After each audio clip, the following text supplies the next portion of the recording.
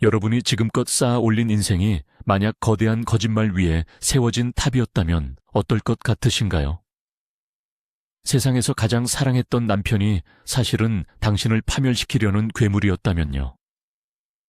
오늘 들려드릴 이야기는 자신의 모든 것을 잃어버린 한 여자가 잿더미 속에서 끔찍한 진실을 마주하고 모든 것을 되돌려 받으려는 한 편의 영화 같은 이야기입니다. 그녀의 지독한 복수는 과연 성공할 수 있을까요? 서울의 한적한 주택가, 성북동. 이곳에 사는 서윤은 모두가 부러워할 만한 삶을 살고 있었습니다. 남편 민주는 국내 최고의 디지털 콘텐츠 기업 넥스트 웨이브의 유능한 팀장이었고, 그녀는 그의 성공을 묵묵히 내주하는 현모양처였습니다. 사실 서윤도 한때는 촉망받는 사진작가였습니다. 하지만 6년 전 20이 주만에 낳은 아이를 잃는 끔찍한 비극을 겪은 후 모든 것을 내려놓았습니다. 시어머니인 박 여사는 전직검사 출신으로 아들에 대한 자부심이 대단했고 서윤에게는 늘 벽처럼 느껴지는 존재였습니다. 서윤은 그저 이 평화가 영원하기를 바랐지만 그녀의 작은 세상은 아주 사소한 균열로부터 무너지기 시작하고 있었습니다. 일요일 저녁이었어요. 창밖에는 차가운 가을비가 아스팔트를 적시고 있었죠. 서윤은 저녁 설거지를 마치고 민준의 와이셔츠를 다리고 있었습니다. 그는 언제나 완벽한 모습이어야 했으니까요.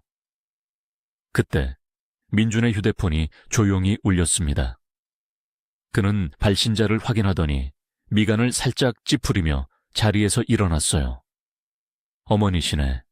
잠깐 통화 좀 하고 올게. 민준은 욕실로 들어갔고 서윤은 무심코 고개를 끄덕였습니다. 하지만 문틈으로 새어나오는 그의 목소리는 평소와 달랐습니다. 물소리에 섞여 잘 들리지는 않았지만 그 아이, 문제, 돈 같은 단어들이 서윤의 귓가의 파편처럼 날아와 박혔습니다. 심장이 이유 없이 쿵 하고 내려앉는 기분이었습니다. 단순한 안부 전화가 아니라는 불길한 예감이 그녀의 온몸을 휘감았습니다.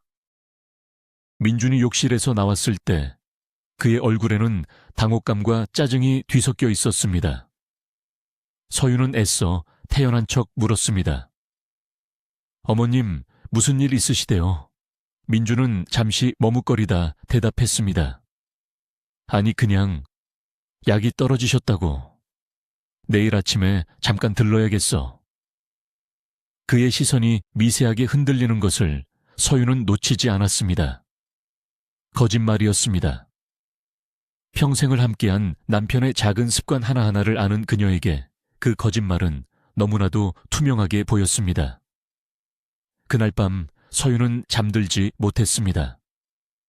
곁에서 새근새근 잠든 민준의 얼굴을 보며 6년 전의 악몽을 떠올렸습니다. 핏덩이 같은 아이를 품에 안아보지도 못하고 떠나보내야 했던 그날의 고통. 민준은 그때 누구보다 슬퍼하며 그녀를 위로해 주었죠. 그런데 방금 전 그의 목소리에서 느껴졌던 냉기는 대체 무엇이었을까요? 서윤은 어둠 속에서 눈을 뜬 채 생각했습니다. 무언가 아주 잘못되었다고. 다음 날 아침, 민주는 평소보다 서둘러 집을 나섰습니다. 어머니 댁에 들러야 한다면서요. 그의 차가 골목을 빠져나가는 것을 확인한 서윤은 홀린 듯 외투를 걸치고 밖으로 뛰쳐나갔습니다. 곧바로 택시를 잡아탔습니다. 기사님, 죄송하지만 앞에 저 은색 세단을 따라가 주세요. 택시기사는 백미러로 그녀를 한번 힐끗 보더니 말없이 차를 몰았습니다. 서윤의 심장은 격렬하게 뛰고 있었습니다. 이게 무슨 미친 짓인가 싶었지만 멈출 수가 없었습니다. 어젯밤부터 피어오른 의심의 안개를 걷어내지 않으면 숨도 쉴 수 없을 것 같았습니다. 민준의 차는 시어머니가 사는 강남 방향이 아닌 전혀 다른 곳으로 향하고 있었습니다. 여의도였습니다. 차가운 강바람이 부는 그곳으로 그는 왜 가는 걸까요? 민준의 차는 여의도 공원 근처 한적한 곳에 멈췄습니다. 서윤은 택시기사에게 조금 더 가서 세워달라고 부탁했습니다. 나무들 사이로 민준이 차에서 내려 누군가를 기다리는 모습이 보였습니다. 잠시 후 한 젊은 여자가 나타났습니다. 서윤은 숨을 죽였습니다. 둘은 몇 마디 나누지 않았습니다. 민준은 품에서 하얀 봉투를 꺼내 여자에게 건넸고 여자는 그것을 받아 가방에 넣었습니다. 그리고 그는 곧바로 채에 올라 떠났습니다. 모든 것이 5분도 채 걸리지 않았습니다. 서윤은 온몸의 피가 차갑게 식는 것을 느꼈습니다. 돈 봉투, 젊은 여자, 남편의 거짓말. 머릿속에서 조각들이 맞춰지며 끔찍한 그림이 그려졌습니다. 바람. 남편이 바람을 피우고 있었습니다. 눈물이 왈칵 쏟아졌지만 소리내어 울 수도 없었습니다. 지금은 울 때가 아니었습니다. 그날 오후 서윤은 민준과 같은 회사에서 일하는 가장 친한 친구 지혜에게 전화를 걸었습니다. 잠시 얼굴만 보자고 할 말이 있다고 했습니다. 회사 근처 카페에서 만난 지혜는 서윤의 헬쑥한 얼굴을 보고 걱정스럽게 물었습니다. 서윤아, 무슨 일이야? 얼굴이 왜 이래? 서윤은 차마 남편을 미행했다는 말은 하지 못하고 조심스럽게 운을 뗐습니다. 지혜야, 혹시 민준 씨, 회사에서 좀 이상한 점 없어? 요즘 부쩍 늦고 뭔가 숨기는 것 같아서. 지혜는 눈을 동그랗게 뜨며 손사래를 쳤습니다. 무슨 소리야? 민준 팀장님은 칼퇴의 아이콘이잖아. 너한테 늦는다고 했어? 아마 회사 일 때문에 스트레스가 많아서 그럴 거야. 너도 알잖아. 요즘 프로젝트 때문에 얼마나 예민한지. 쓸데없는 생각하지 마. 지혜의 단호한 태도에 서윤은 오히려 더 혼란스러워졌습니다. 내가 정말 예민한 걸까? 하지만 여의도 공원에서 봤던 그 장면은 너무나도 생생했습니다. 집으로 돌아온 서윤은 지독한 무력감에 휩싸였습니다. 남편을 다그쳐야 할까요? 아니, 증거도 없이 의심만으로 따졌다가는 의부증 환자로 몰릴 게 뻔했습니다. 그는 교묘하게 빠져나갈 테고 자신만 비참해질 뿐이었습니다. 그때부터 서윤은 민준의 모든 것을 관찰하기 시작했습니다. 그의 휴대폰은 언제나 잠겨 있었고 퇴근 후에도 노트북으로 무언가를 하느라 바빴습니다. 예전에는 모든 것을 공유하던 부부 사이의 대화는 사라지고 형식적인 안부만이 오갔습니다. 서윤은 마치 투명 인간이 된 것 같았습니다. 그녀의 집, 그녀의 인생에서 그녀만이 이방인이었습니다. 밤마다 민준이 잠들면 서윤은 그의 옷주머니를 뒤지고 차 안을 샅샅이 살폈습니다. 하지만 아무것도 나오지 않았습니다. 그는 완벽하게 흔적을 지우고 있었습니다. 일주일이 흘렀습니다. 서윤은 신경소외약 직전이었습니다. 그러던 어느 날 밤, 그녀는 거실 소파에 잠든 척 누워 있었습니다. 늦게 퇴근한 민준은 서재로 들어가 누군가와 통화를 시작했습니다. 문이 살짝 열려 있어 그의 목소리가 선명하게 들려왔습니다. 서윤은 숨을 멈췄습니다. 수화기 너머의 목소리는 들리지 않았지만 민준의 말만으로도 충분했습니다. 지혜야, 나야. 응, 걔 아직도 자. 약효가 좋은 것 같아. 의사가 그러는데 곧 환각도 보고 이상행동도 보일 거래. 그때 정신병원에 보내버리면 끝이야. 그럼 이 집은 우리 거고. 조금만 참아. 자기야. 사랑해. 서윤은 귀를 의심했습니다. 지혜. 가장 친한 친구 지혜와 남편이. 그리고 약. 정신병원. 그들이 말하는 걔는 바로 자신. 서윤이었습니다. 온몸이 얼어붙는 것 같았습니다. 이것은 단순한 외도가 아니었습니다. 자신을 파멸시키려는 끔찍한 음모였습니다. 서윤은 온몸을 떨며 소파에 죽은 듯이 누워 있었습니다. 민주는 통화를 끝내고 방으로 들어와 서윤이 잠든 것을 확인한 뒤 조용히 문을 닫았습니다. 그가 닫은 것은 방문이 아니라 서윤의 지난 세월과 믿음, 그리고 사랑이었습니다. 이제야 모든 것이 이해되었습니다. 최근 들어 부쩍 피곤하고 머리가 멍했던 이유. 민준이 매일 밤 피로회복에 좋다며 타주던 따뜻한 차. 그 안에 독이 들어있었던 겁니다. 그리고 지혜. 그녀는 처음부터 모든 것을 알고 있었습니다. 서윤을 걱정하는 척 연기하며 뒤에서는 남편과 놀아나고 그녀를 정신병자로 만들 계획에 동참하고 있었던 겁니다. 배신감에 심장이 갈갈이 찢기는 것 같았습니다. 하지만 눈물은 나오지 않았습니다.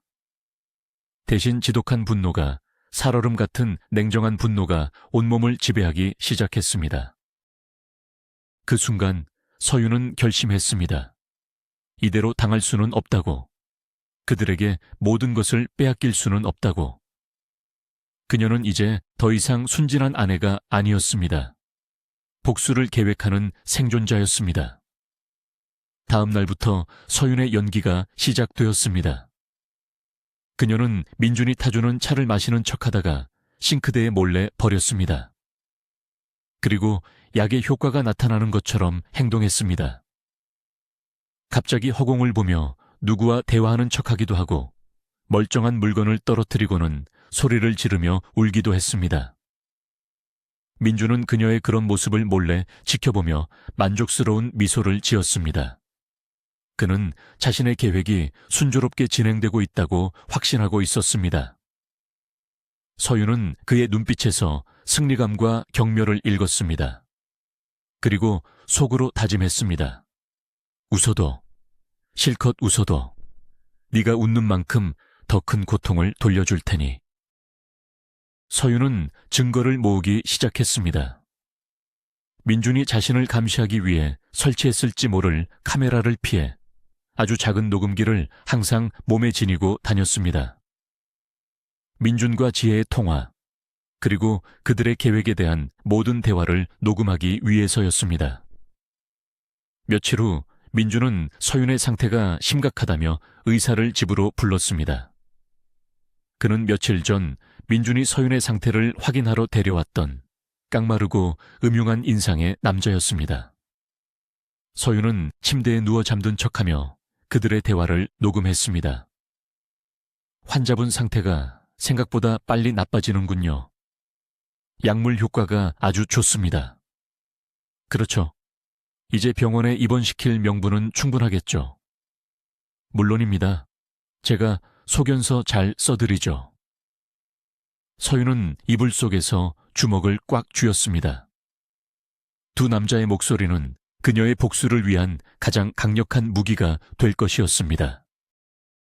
계획이 차질 없이 진행되고 있다고 믿은 민주는 방심하기 시작했습니다. 그는 이제 집에서도 지혜와 거리낌 없이 통화했습니다. 서윤은 그들의 대화를 통해 더 많은 정보를 얻을 수 있었습니다. 그들은 서윤을 정신병원에 보내고 그녀의 부모님이 물려주신 이 아파트를 팔아 함께 살림을 차릴 계획이었습니다. 그들의 달콤한 미래 계획을 들으며 서윤은 역겨움에 치를 떨었습니다. 그녀는 모든 대화를 녹음했고 민준이 약을 숨겨둔 서재 책상 서랍에서 작은 약병을 찾아냈습니다. 약병에는 아무런 라벨도 붙어있지 않았습니다. 서윤은 약병의 내용물을 다른 작은 병에 옮겨 담고 원래 약병에는 맹물을 채워 넣었습니다. 이제 민주는 서윤에게 맹물을 먹이며 그녀가 미쳐가고 있다고 착각하게 될 것이었습니다. 그러던 어느 날 서윤에게 낯선 번호로 전화가 걸려왔습니다. 망설이다 전화를 받자 차분한 여성의 목소리가 들려왔습니다. 서윤 씨 되시죠? 저는 한빛보육원의 교사 안나라고 합니다. 보육원? 서윤은 의아했습니다. 안나라는 교사는 전화로 할 이야기가 아니라며 만나서 이야기하고 싶다고 했습니다. 며칠 전 남편을 미행했을 때 그 불안감이 다시 엄습했습니다.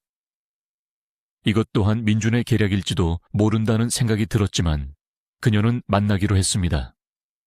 무엇이든 알아야 했습니다. 그들은 다음 날 시내의 한 조용한 카페에서 만나기로 약속했습니다. 서윤은 만약의 사태에 대비해 녹음기를 다시 한번 확인했습니다. 이제 그녀에게 의심은 생존 본능과도 같았습니다. 다음 날 약속 장소에 나간 서윤은 숨을 멈췄습니다. 그녀 앞에 앉아있는 여자는 바로 며칠 전 여의도 공원에서 민준에게 돈 봉투를 받았던 그 여자였습니다. 심장이 철렁 내려앉았습니다. 올 것이 왔구나. 그녀는 민준의 내연녀이고 이제 자신에게 이혼을 요구하러 온 것이리라. 서윤은 마음을 단단히 먹고 자리에 앉았습니다. 하지만 안나라는 여자의 입에서 나온 말은 서윤의 예상을 완전히 벗어나는 것이었습니다. 서윤 씨, 따님 때문에 연락드렸습니다. 하늘이가 급하게 수술을 받아야 해요. 시력을 잃을 수도 있는 위급한 상황입니다. 하늘? 내 딸? 서윤은 무슨 말을 하는지 이해할 수 없었습니다. 무슨 말씀이세요? 제 딸은 6년 전에 죽었어요. 서윤의 말에 안나 교사는 경악을 금치 못했습니다. 네? 죽었다니요.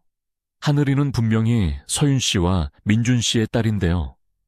두 분이 직접 아이를 포기한다는 서류에 서명하셨다고 들었어요.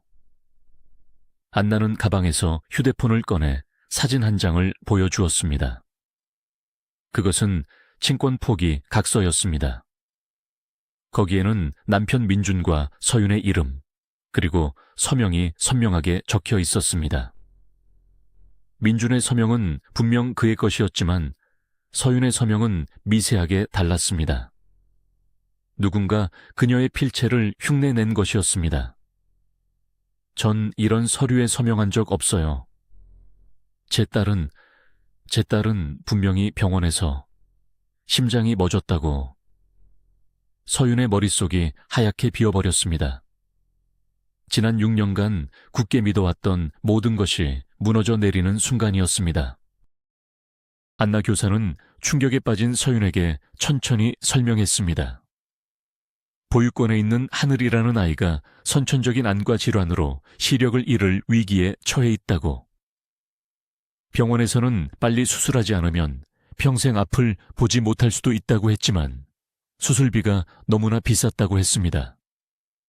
그래서 아이의 서류를 찾아 부모에게 연락을 시도했고 유명한 언론인인 남편 민준을 쉽게 찾을 수 있었다고.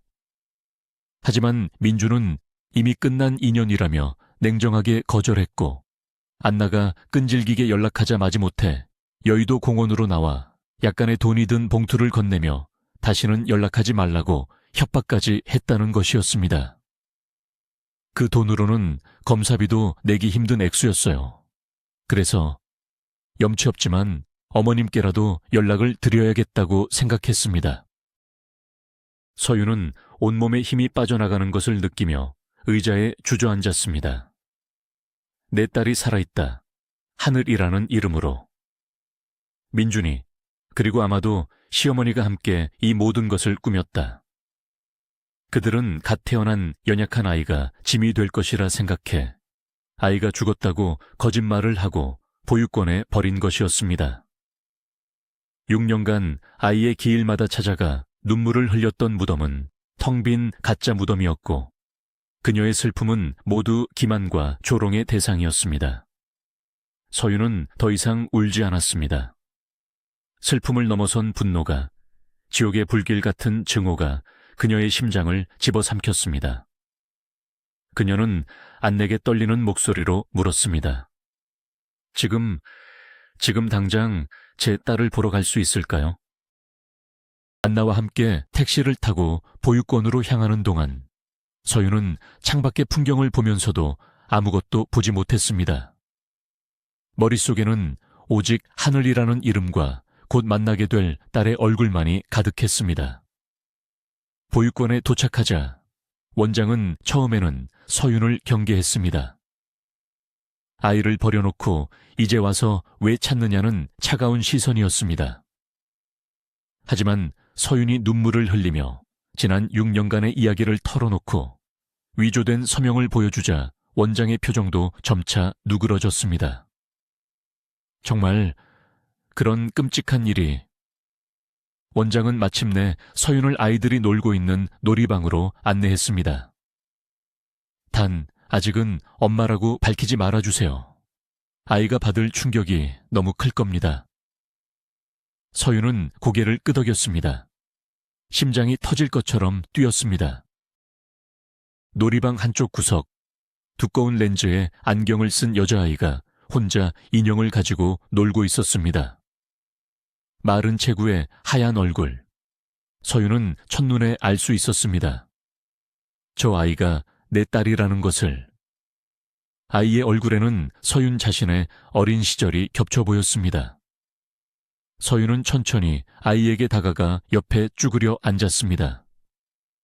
안녕, 이름이 뭐니? 아이는 고개를 들어 서윤을 쳐다봤습니다. 안경 너머의 눈동자는 흐릿했지만 서윤을 향한 경계심 없는 눈빛이었습니다. 하늘이요. 아이의 목소리를 듣는 순간 서윤은 터져 나오려는 울음을 간신히 삼켰습니다. 아줌마는 사진 작가인데 우리 하늘이 사진 한번 찍어줘도 될까? 세상에서 제일 예쁘게. 하늘이는 수줍게 고개를 끄덕였습니다.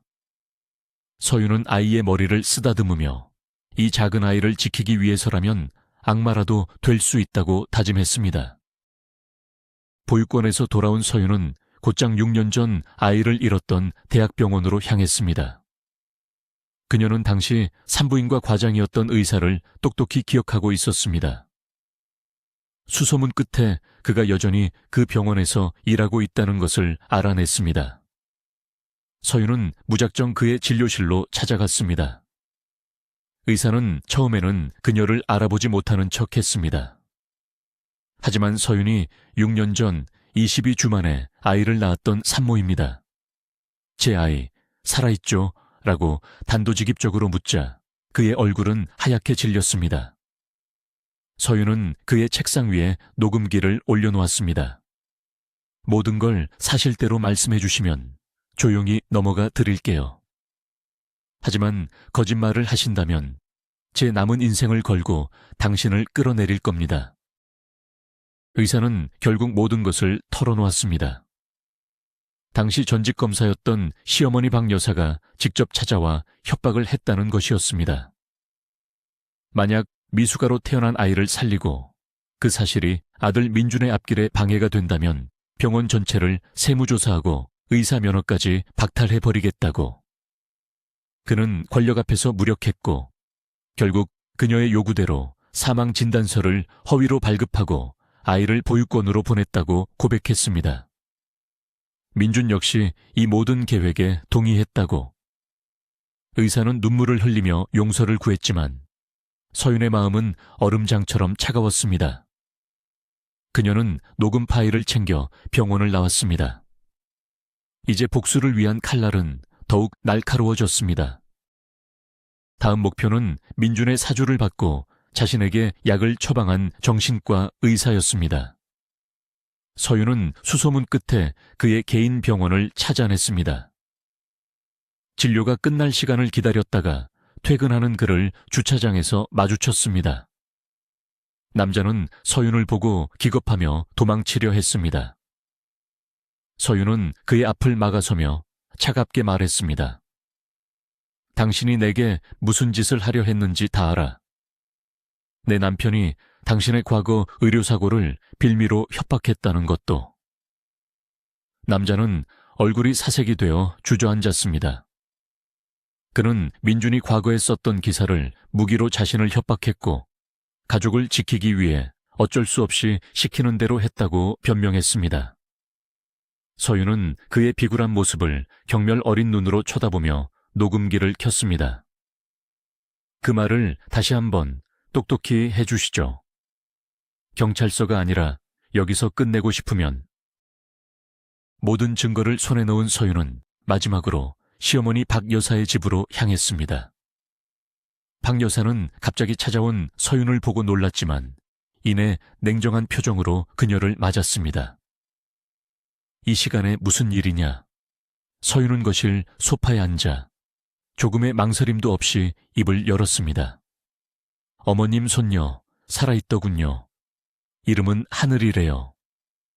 박 여사의 얼굴에서 순간 핏기가 가셨지만 그녀는 곧 평정을 되찾고 시치미를 뗐습니다. 네가 드디어 미쳤구나. 민준이 말이 맞았어. 서윤은 비웃으며 녹음기를 꺼내 병원장과 정신과 의사의 목소리를 들려주었습니다. 이제 어머님 차례예요. 직접 말씀하시겠어요? 아니면 이 모든 걸 들고 검찰청으로 갈까요? 전직 검사님이시니 뭐가 더 나은 선택인지는 잘 아시겠죠? 박 여사는 결국 모든 것을 자백했습니다. 약하게 태어난 아이가 성공과 도를 달리는 아들의 인생에 오점이 될까 두려웠다고. 그래서 아들과 상의하여 아이를 없애기로 결정했다고. 그녀의 입에서 나온 말들은 인간의 언어가 아니었습니다. 서윤은 치밀어 오르는 분노를 억누르며 마지막 요구를 했습니다. 하늘이 수술비와 앞으로 살아갈 양육비, 그리고 제 정신적 피해 보상까지 10억 원을 준비해 주세요. 어머님 집과 민준 씨의 모든 재산을 합치면 충분할 겁니다. 일주일의 시간을 드리죠. 만약 약속을 지키지 않으시면 어머님과 당신의 귀한 아들은 대한민국 모든 뉴스에 헤드라인을 장식하게 될 겁니다. 박 여사는 아무 말도 하지 못하고 고개를 숙였습니다. 그녀의 경고했던 성은 무너져 내리고 있었습니다. 그날 밤 민준에게서 전화가 걸려왔습니다. 그의 목소리는 분노로 이글거리고 있었습니다. 너 미쳤어. 어디서 그런 말도 안 되는 소설을 써서 우리 엄마를 협박해. 당장 집에 들어와. 서윤은 차갑게 대답했습니다. 이제 거긴 내 집이지. 내 집이 아니야. 그리고 내 딸을 버리고 나를 정신병자로 만들려 했던 네가 할 소리는 아닌 것 같은데. 돈 준비해. 그렇지 않으면 네가 팀장으로 있는 넥스트 웨이브 로비에서 네가 한 모든 짓을 폭로할 테니까. 민주는 잠시 말이 없다가 이내 비웃음을 터뜨렸습니다. 증거 있어. 네 말을 누가 믿어주겠어. 정신 나간 여자의 헛소리로 치부될 뿐이야. 아, 정말 그럴까. 서윤은 미소를 지으며 전화를 끊었습니다. 그는 아직 자신이 얼마나 큰 실수를 저질렀는지 모르고 있었습니다. 서윤은 경찰서나 언론사로 가지 않았습니다. 그녀가 향한 곳은 남편의 회사, 넥스트 웨이브의 회장실이었습니다. 강태우 회장은 업계에서 입지전적인 인물로 냉철하지만 공과 사가 분명한 사람으로 알려져 있었습니다. 서윤은 비서를 통해 긴급하게 면담을 요청했고 무슨 이유에선지 강 회장은 그녀의 요청을 받아들였습니다. 회장실에 들어선 서윤은 조금도 떨지 않고 차분하게 자신의 이야기를 시작했습니다. 남편과 친구의 배신, 자신을 정신병원에 보내려는 음모, 그리고 6년 만에 찾은 딸의 이야기까지. 그리고 그녀는 그동안 모아온 모든 증거, 녹음 파일들을 그의 책상 위에 올려놓았습니다. 강태우 회장은 묵묵히 서윤의 이야기를 듣고 녹음 파일을 하나씩 확인했습니다. 그의 표정은 점점 더 굳어갔습니다. 모든 확인이 끝났을 때 그는 깊은 한숨을 내쉬었습니다. 그는 몇 년 전 오랜 투병 끝에 아내를 잃은 아픔이 있었습니다. 그래서인지 아이와 아내에게 그토록 끔찍한 짓을 저지른 민준의 행동에 깊은 분노와 혐오감을 느끼는 듯 했습니다. 그는 잠시 생각에 잠기더니 비서에게 인터폰을 걸었습니다. 박민준 팀장, 그리고 디자인팀의 지혜씨, 지금 당장 내 방으로 들어오라고 하게. 서윤의 심판의 시간이 다가오고 있었습니다. 회장실의 공기는 얼음장처럼 차가워졌습니다. 잠시 후 민준과 지혜가 의아한 표정으로 회장실에 들어왔습니다. 그들은 소파에 앉아있는 서윤을 보고는 표정이 굳어졌습니다. 강 회장은 아무런 설명도 없이 책상 위 스피커로 녹음 파일을 재생했습니다. 민준과 지혜가 서윤을 정신병원에 보낼 계획을 의논하는 목소리, 시어머니가 아이를 버리라고 종용하는 목소리, 의사들의 자백이 회장실을 가득 채웠습니다. 민준과 지혜의 얼굴은 하얗게 질려갔습니다. 그들은 아무런 변명도 하지 못했습니다. 강 회장은 재생을 멈추고 얼음처럼 차가운 목소리로 말했습니다. 두 사람 오늘부로 해고야. 그리고 박민준 팀장. 내일 오전까지 당신 명의의 모든 재산을 서윤 씨에게 이체하게. 만약 따르지 않는다면 이 파일들은 즉시 검찰과 언론사로 넘어갈 걸세. 내 모든 인맥을 동원해서 자네 인생을 대한민국에서 완전히 끝장내 주지. 그날 이후 민준과 지혜는 회사에서 사라졌습니다. 민준은 강 회장의 협박에 겁을 먹고 자신의 모든 재산을 서윤의 통장으로 이체한 뒤 어머니와 함께 종적을 감췄습니다. 서윤은 마침내 지옥 같았던 결혼 생활에 종지부를 찍고 딸 하늘이의 수술비를 마련할 수 있었습니다. 강 회장은 회사 차원에서 하늘이의 수술비를 전액 지원하겠다고 제안했고, 민준에게서 받은 돈은 서윤과 하늘이가 살아갈 보금자리를 마련하는 데 쓰라고 말해 주었습니다. 그리고 그는 서윤에게 놀라운 제안을 했습니다. 서윤 씨, 우리 회사 콘텐츠 마케팅 팀장 자리가 공석이 됐네. 혹시 다시 일해볼 생각 없나? 당신 같은 사람이라면 분명 잘 해낼 거야. 서윤은 잊고 있던 자신의 꿈과 열정이 다시 심장에서 뛰는 것을 느꼈습니다. 1년이라는 시간이 흘렀습니다. 서윤은 넥스트 웨이브의 유능한 팀장으로 완벽하게 재기했습니다. 그녀의 섬세한 감각과 추진력은 회사의 새로운 성장 동력이 되었습니다. 딸 하늘이는 성공적으로 수술을 마치고 이제 세상을 또렷하게 볼 수 있게 되었습니다. 안경을 벗은 아이의 눈은 엄마를 쏙 빼닮아 맑고 반짝였습니다. 서윤은 잃어버렸던 6년의 시간을 보상이라도 하듯 모든 시간을 딸과 함께 보냈습니다. 두 사람은 서로에게 세상의 전부였습니다. 강태우 회장은 그런 두 사람을 묵묵히 그리고 따뜻하게 지켜봐 주었습니다. 그는 단순한 직장 상사를 넘어 서윤과 하늘이에게 든든한 버팀목이 되어 주었습니다.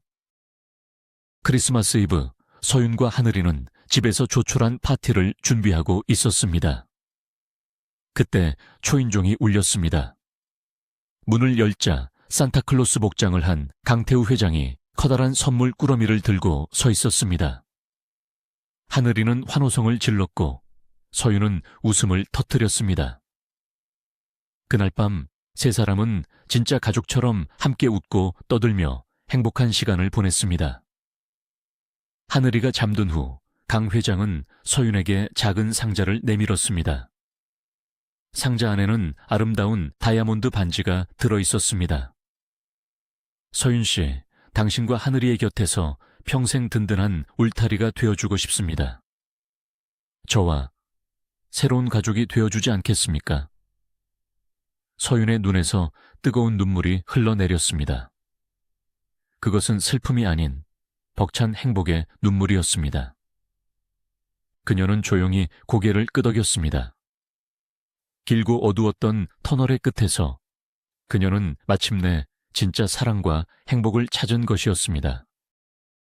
결국 서윤은 자신을 배신했던 모든 이들에게 완벽한 복수를 하고 잃어버렸던 딸과 새로운 사랑까지 되찾았습니다.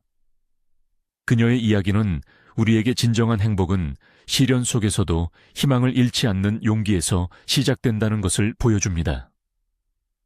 오늘 이야기가 여러분의 마음에 깊은 울림을 주었기를 바랍니다. 시청해 주셔서 정말 감사합니다. 이 이야기가 흥미로우셨다면 좋아요와 구독을 눌러주시고 여러분이 서윤의 입장이었다면 어떻게 했을지 댓글로 의견을 남겨주세요.